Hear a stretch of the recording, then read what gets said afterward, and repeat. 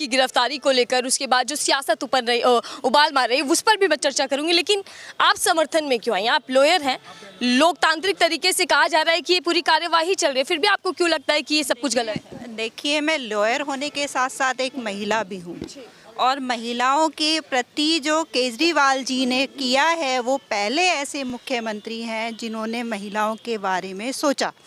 अब मैं बात करती हूँ दिल्ली में, जो दिल्ली के वकील हैं, इससे पहले कोई भी ऐसा मुख्यमंत्री नहीं आया कि जिसने पॉलिसी कोई भी लागू की हो। पहले ऐसे मुख्यमंत्री हैं जिन्होंने वकीलों को सुविधा दी, और पहले ऐसे मुख्यमंत्री हैं जो महिलाओं के हित की बात करते हैं। महिलाओं की सिक्योरिटी के लिए पूरी दिल्ली में कैमरे लगवाए। आज तक इससे पहले किसी भी मुख्यमंत्री ने ये कार्य नहीं किया। इसलिए मैं केजरीवाल जी के समर्थन में हूँ।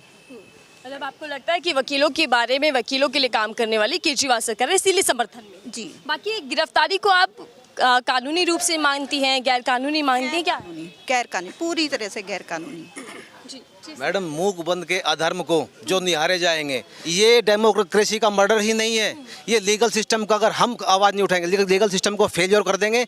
इन्होंने सबको डरा रखा है। इनके पास क्या है? सबको डराने के अलावा ईडी का कोई इस्तेमाल नहीं हो रहा। ईडी कोई किसी काम में आपने सुना है कि फला आदमी को पकड़ा? ये खाली पॉलिटिकल आदमी, जो जितना बड़ा भ्रष्टाचारी जो मोदी जी बोलते हैं, वो उतना बड़ा पदाधिकारी। ऐसी कौन सी पॉलिसी इनके पास है कि वॉशिंग मशीन से धुलते हैं, वहाँ पहुँच जाते हैं? भाई, law of land of law का मतलब ये होता है कानून सबके लिए बराबर। क्या कानून सबके लिए बराबर है? हमारा कुत्ता कुत्ता, तुम्हारा कुत्ता टॉमी, इसका क्या मतलब हुआ? आप अगर कानून का राज बोलते हो, सुप्रीम कोर्ट अगर कहीं है, मैं सुप्रीम कोर्ट के वकीलों को, जो वहाँ के मौजूद वकील हैं, उनको बोलना चाहता हूँ कि अगर आप खड़े नहीं हुए तो ये डेमोक्रेसी का मर्डर ही नहीं, ये जुडिशरी को भी बंधक बनाएंगे। सारे वकीलों से बोलता हूँ कि खुल के आओ और बोलो कि इस तरह कानून का राज नहीं होता, कानून सबके लिए बराबर। अगर छगन भुजबल हो, आपका पवार हो, उनको आप सुशोभित करते हो, इसीलिए मैडम हमें आना पड़ा। और तो मतलब वकीलों को भी लग रहा है कि ईडी, सीबीआई जो जांच एजेंसी है, उनका दुरुपयोग हो रहा है? यस, धुआंधार दुरुपयोग हो रहा है। ये तो आम आदमी को भी पता है। आप 5 नेता उठाओ, 3 आदमी जो है बीजेपी ज्वाइन कर लो, वे एंजॉय करेंगे, पोस्ट के साथ एंजॉय करेंगे। आप अगर पकड़ना, तीनों को पकड़ो। हम ये कह रहे हैं जो गलत है अंदर डालो। मैं भी हूँ, चाहे केजरीवाल जी हो, कोई भी हो, लेकिन गलत का मतलब गलत है। ये कोई तरीका नहीं है कि आप जो है सिलेक्टिव अप्रोच रखोगे और सिलेक्टिव इनिशिएटिव लोगे, सिलेक्टिव अरेस्ट करोगे। This is wrong. लेकिन पूरे मामले में तो से कहा जा रहा है ना कि भ्रष्टाचार किया है, इसीलिए गिरफ्तारी हुई है। कानून तो काम कर रहा है। मैं भी तो वही कह रहा हूँ, भ्रष्टाचार मैडम नहीं है। अभी संजीव नस्यार जी ने बताया कि एक आदमी स्टेटमेंट चेंज करता है 6 महीने बाद, इंटेंशनल स्टेटमेंट दिलवा गया, चंदा लेके, प्रेशर करके। ये कोई आरोप नहीं है मैडम। ये अनपढ़ आदमी भी जानता है कि आप 2 आदमी खड़े हैं, 2 आदमी से एक को पकड़ोगे, एक को छोड़ोगे, सबको पकड़ो ना। आप अगर इलेक्टोरल बोर्ड में गड़बड़ हुई है, उसने दिया है, इसका मतलब वो एक्यूज था। क्रिमिनल लॉ ये कहता है कि अगर एक आदमी एक्यूज है और उससे कुछ पैसा उसने बेनिफिट लिया है, वो जहाँ पैसा जाएगा, ही इज ऑल्सो एक्यूज। आप नड्डा जी को गिरफ्तार करो ना। आप इलेक्टोरल बॉन्ड भी आप मानते हैं कि सबसे बड़ा घोटाला है? यस, सबसे बड़ा घोटाला आज तक की हिस्ट्री का, इंडिया की सबसे बड़ी हिस्ट्री का सबसे बड़ा घोटाला है। इस घोटाले में भी कार्रवाई की जाएगी? कार्रवाई मैडम इस हालात में तो होगी नहीं। लैंड ऑफ लॉ तो खत्म मानो आप, कोई कार्रवाई नहीं होगी। मैं लिख के दे रहा हूँ, आप ये कार्रवाई हो जाए तो आप जो चाहे वो सजा दें मुझे। अरे वकीलों को भी अब लग रहा है कि लोकतंत्र खतरे में है। बिल्कुल लोकतंत्र खतरे में है। हमने सबने देखा, अगर आपका कैमरा या सीसीटीवी कैमरा नहीं होता तो चंडीगढ़ के अंदर मेयर के चुनाव में जिस तरीके से खुलेआम गुंडागर्दी हुई, अगर वो देश नहीं देखता तो कोई मानता ही नहीं। आज ईवीएम पे लॉयर्स रोड पे हैं कि ईवीएम में घपला होता है। अगर ये इतने सच्चे हैं, इतने साफ सुथरे हैं, तो क्यों नहीं जनता की मांग मान लेते? लेकिन नहीं मानेंगे। आज देश के प्रधानमंत्री कहते हैं 400 के पार। अरे एक आदमी को, जो भ्रष्टाचारी है, अशोक चौहान, आपने लेके आए, उधर आपको राज्यसभा दे दी। हरियाणा के अंदर कांग्रेसी ज्वाइन करते हैं, आधे घंटे बाद मेंबर पार्लियामेंट की टिकट दे देते हैं। कुल मिला के इनको भी मालूम है ये चुनाव हारने जा रहे हैं। उसकी बौखलाहट और उसकी घबराहट बिल्कुल 7वें आसमान पे है। और देश ने मनी लॉन्ड्रिंग देखा शरत रेड्डी के केस के अंदर, तो खुलेआम है। अगर एक सो कॉल्ड स्कैम का आरोपी 60 करोड़ रुपए भारतीय जनता पार्टी को देता तो ईडी सीबीआई शो क्यों रही है? ईडी सीबीआई के सामने प्रूफ है। हमसे 1 रुपया रिकवर नहीं हुआ आम आदमी पार्टी से।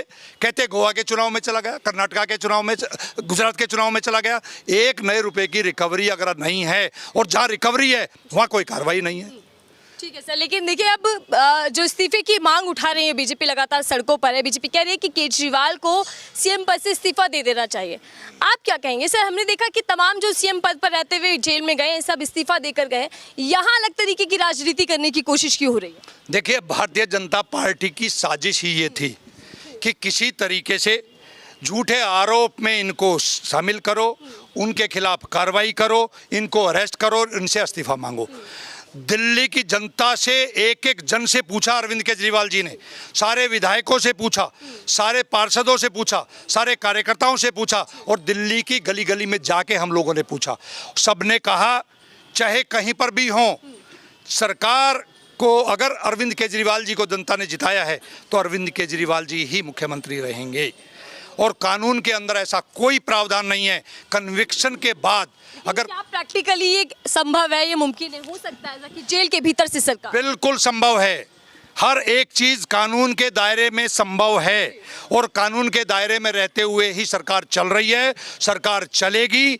भारतीय जनता पार्टी का षड्यंत्र बिल्कुल कामयाब नहीं होने देंगे। लेकिन आदेश जो दिए जा रहे हैं के बाद अपने मंत्रियों को, उस पर भी विवाद खड़ा हो रहा है। कैसे संभव है सर, जेल के भीतर ईडी की कस्टडी में रहकर आप सरकार चला रहे हैं, आप आदेश दे रहे हैं अपने मंत्रियों को, ये लीगली ठीक है?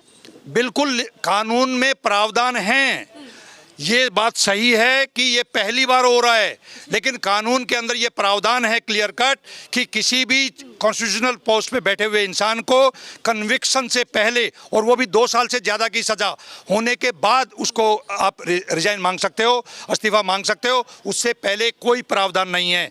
और माननीय मुख्यमंत्री अरविंद केजरीवाल जी चुने हुए हैं, आरोप बेबुनियाद है। 2 साल तक इनके पास कोई सबूत आज तक भी नहीं है, 2 साल से भी नहीं था। 2 साल तक किस बात की इंतजार कर रहे थे? ये किस बात के लिए सीबीआई बैठी हुई थी? क्यों चुनाव डिक्लेयर होने के बाद ये एक्टिव हुए हैं? क्यों? क्योंकि भारतीय जनता पार्टी को घबराहट है कि देश में अरविंद केजरीवाल जी जहां जहां जाएंगे वहां इनका सुपड़ा साफ हो जाएगा, इसलिए उनको रोकना चाहिए। आखिरी सवाल ले रहे हो, आप तमाम लोग वकील हैं सर, आज हाईकोर्ट में सुनवाई चल रही है, क्या लगता है कि केजरीवाल की मुश्किलें बढ़ेंगी या राहत मिल जाएगी, क्या होगा? देखिए, हम लोग जब भी कोर्ट में जाते हैं तो इसी उम्मीद के साथ जाते हैं कि माननीय न्यायालय न्याय करेगा, और हम लोगों के पास जितनी भी रेमेडीज हैं वो सब अवेल करेंगे कानून के दायरे में। हम लोगों की जो भी आउटकम होगा उसके अकॉर्डिंगली अगली तैयारी करेंगे। यहाँ से रिलीफ मिलेगा तो बहुत अच्छी बात है। आज मिलने की कितनी संभावना है, रिलीफ मिल सकता है, क्या होगा? देखिए, जब भी कोई एप्लीकेंट अपनी एप्लीकेशन मूव करता है तो वो इस उम्मीद से करता है कि मेरे को 100% ये विश्वास है कि कोर्ट मेरी बात सुनेगा और कोर्ट मेरे को न्याय देगा। तो हम लोगों को भी पूरा भरोसा है, जो भी कोर्ट का फैसला आएगा उसके accordingly we will decide next course of. बहुत बहुत धन्यवाद मेरे से बातचीत करने के लिए। तमाम वकील मेरे साथ जुड़े हुए थे जो आज समर्थन में है केजरीवाल के सड़कों पर, और मांग कर रहे हैं कि जो कुछ किया जा रहा है केजरीवाल के खिलाफ में, उस पर जल्द से जल्द सुनवाई हो और राहत मिले। लेकिन दूसरी तरफ राजनीति भी गरमा रही है, एक के बाद एक विवाद खड़ा होता जा रहा है। अब जब वकील समर्थन में है तो आगे देखते हैं कि केजरीवाल की मुश्किलें बढ़ती हैं या फिर कम होती हैं, और राजनीति किस तरीके से आगे बढ़ने वाली है ये भी देखना होगा। फिलहाल के लिए दीजिए।